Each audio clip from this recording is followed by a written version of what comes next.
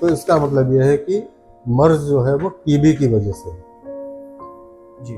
तब दवाएं और अच्छी तरह से असर करने लगी और इलाज और आसान हो गया।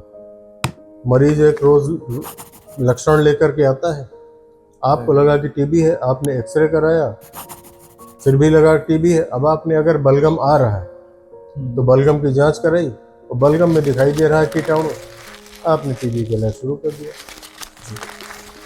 अच्छी अच्छी दवाएं टीबी की उपलब्ध थी।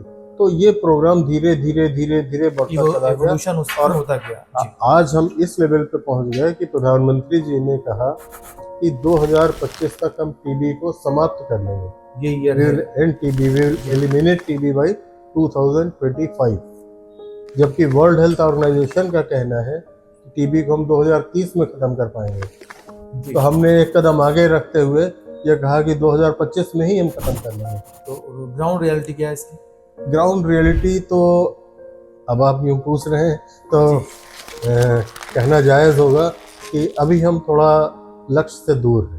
थोड़ा दूर है। थोड़ा दूर है। 30 तक हो जाएगा। 30 तक तो अवश्य हो जाएगा, क्योंकि नई नई विधाएं इस मर्ज के निदान के लिए भी नई विधाएं आती जा रही हैं। तो नई विधाएं आपने भी एक इन्वेंट की, उसके बारे में भी हम लोग बात करेंगे बाद में। नई विधाएं तो जैसे देखिए, पहले तो बलगम की जांच से ही होता था, फिर बलगम का कल्चर होने लगा।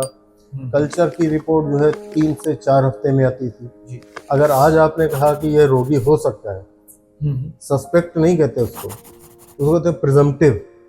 सस्पेक्ट ऑफ ट्यूबरकुलोसिस खराब लगता है सुनने में, तो कहते presumptive case of tuberculosis. Presumptive case of tuberculosis है अगर, तो उसका एक्सरे करा लिया, मॉन्टूस टेस्ट करा लिया, और भी टेस्ट आते हैं, ब्लड टेस्ट आते हैं, पीसीआर होता है, वो सब करा लिया, लेकिन कहीं कुछ नहीं समझ में आया तो